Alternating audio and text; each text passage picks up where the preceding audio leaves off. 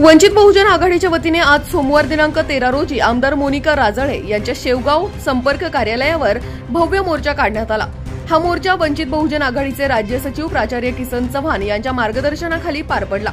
सकाळी 11:30 वाजता शेवगाव शहरातील आंबेडकर चौकातून मोर्चाला सुरुवात झाली, तर मोर्चा दुपारी 2 वाजता संपला। यावेळी कार्यकर्त्यांनी भाजपा सरकार तसेच आमदार मोनिका राजळे यांच्या विरोधात जोरदार घोषणाबाजी करत शेतकऱ्यांच्या विविध मागण्यांचा मुद्दा प्रभावीपणे मांडला।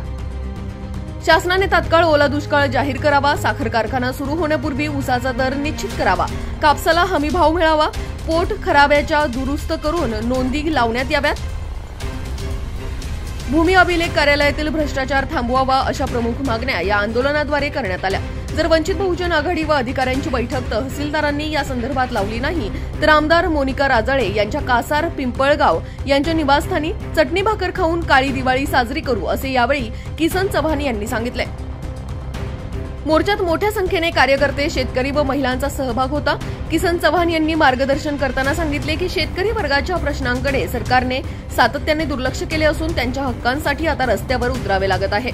यावेळी मोर्चाला सामोरे जाताना शेवगावचे तहसीलदार आकाश दहाडदे यांनी दिवाळीपूर्वी शेतकऱ्यांच्या खात्यात पैसे जमा करून शेतकऱ्यांना देण्यात येईल असे सांगितले। यावेळी शेवगाव पोलीस निरीक्षक संतोष मुटकुळे मध्यस्थीने परिस्थिती नियंत्रणात आणत मोर्चाचे शांततेत रूपांतर करण्यात आले। आज शेवगाव आणि पाथर्डी वंचित बहुजन आघाडीच्या वतीनं शेवगाव पाथर्डीच्या विद्यमान भाजपचे आमदार मोनिकाताई राजळे यांच्या निवासस्थानासमोर शेवगाव मधील जनसंपर्क कार्यालयासमोर आज आम्ही शेतकऱ्यांच्या ज्या विविध मागण्या आहेत त्या अनुषंगाने मोर्चाने आलो, निदर्शने केली। महाराष्ट्र सरकारमध्ये राज्यामध्ये अतिवृष्टी झालेली आहे, प्रचंड पाऊस झालेला आहे, शेतकऱ्यांचं मोठं नुकसान झालेलं आहे आणि म्हणून ओला दुष्काळ जाहीर करावा, हेक्टरी 50,000 रुपये नुकसान भरपाई द्यावी। निवडणुकीपूर्वी जाहीरनाम्यामध्ये जी काय घोषणा केली होती की आम्ही शेतकऱ्यांची कर्जमाफी करू, ती कर्जमाफी करावी। ज्या शेतकऱ्यांच्या उतार्यावरती पोट खराब अशा नोंदी आहेत त्या नोंदी काढाव्यात, त्यांनाही नुकसान भरपाई मिळावी। या भागातल्या कारखान्यांनी हंगाम सुरू होण्याच्या अगोदर भाव जाहीर करावा। इथं कापूसाचे सीसी केंद्र, खरेदी केंद्र सुरू करावेत।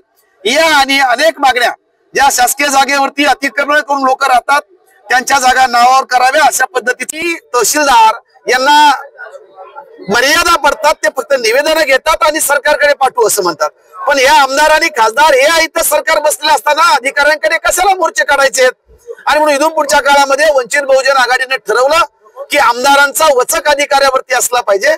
अधिकारी कार्यालयात बसून सर्वसामान्य माणसांचं पिळवणूक करतात, शोषण करतात, पैसे घेतात, हप्ते घेतात आणि मग यांच्यावरती नियंत्रण आमदाराचं नसतं। दुर्दैवाने आमच्या भागातल्या जे आमदार आहेत मोनिकाताई राजळे यांची 3री टर्म आहे, ते अत्यंत निष्क्रिय आहेत, त्यांचा अधिकाऱ्यावरती बिलकुल वचक नाही।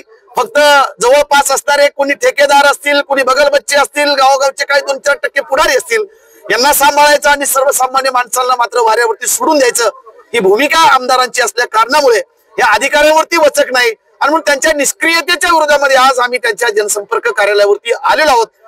लोकांमध्ये राग आहे आमदारांच्या बाबतीमध्ये आणि काल जे काही सहकार मंत्र्यांनी बेताल वक्तव्य केले शेतकऱ्यांच्या बाबतीमध्ये की शेतकऱ्यांना कर्जमाफीचा नाद लागलाय, खरं म्हणजे त्यांचाही निषेध करतो, त्यांचाही धिक्कार करतो। खरं म्हणजे अजित पवार गटाचे ते मंत्री आहेत, अजित पवार गटाने त्यांच्या ढुंगणावरती लात मारून त्यांना हाकलून द्याव्या, कारण आज शेतकरी एवढ्या संकटामध्ये आहे आणि त्याच्या दुःखावरती, त्याच्या जखमेवरती मीठ चोळण्याचं काम मंत्रिपदावर असणारी जर माणसं करत असतील तर त्यांना त्या पदावरती राहण्याचा नैतिक अधिकार नाही आणि म्हणून त्यांचा राजीनामा घेतला पाहिजे।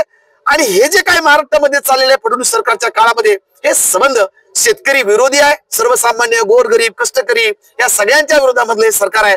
या सगळ्यांचा निषेध व्यक्त करण्यासाठी आम्ही आज आमदारांच्या दारासमोर आलो होतो।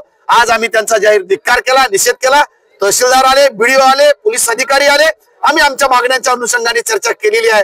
जर दिवाळीच्या आतमध्ये शेतकऱ्यांच्या खात्यावरती नुकसान भरपाई मिळाली नाही, बाकीच्या अनुषंगाने काही चर्चा घडून आणली नाही तर येणारी दिवाळी वंचित बहुजन आघाडी या भागाचे आमदार मोनिकाताई राजळे यांचं जे निवासस्थान आहे पाथर्डीतलं कासार पिंपळगाव या ठिकाणी जाऊन चटणी भाकरी खाऊन काळी दिवाळी आम्ही साजरी करणार आहोत।